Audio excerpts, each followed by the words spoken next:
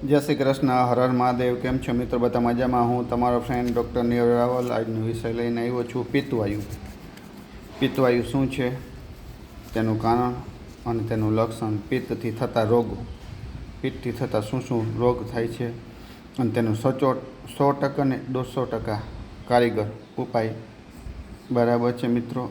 તો પિત્તવાયુ એટલે શું, પહેલી સમજીએ।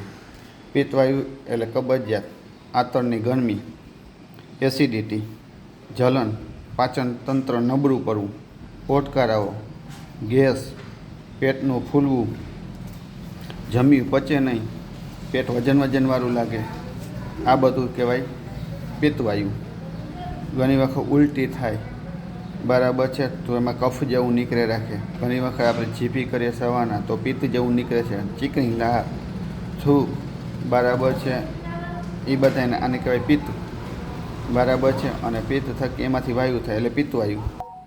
તો આ પિત્તવાયુ માટે મિત્રો વધારે સમય લેવો, પિત્તવાયુ માટે નામ લખી લેજો। કામદૂધ રસ ટેબ્લેટ આવશે, કામદૂધ રસ ઘણી બધી ફાર્મસીના, સારી ફાર્મસીનું લેવું, થોડી મોંઘી આવે છે પણ ઘણી ફાર્મસીનું લેવું બરાબર, સારી ફાર્મસીની ઘણી બધી ફાર્મસીને આવે બરાબર।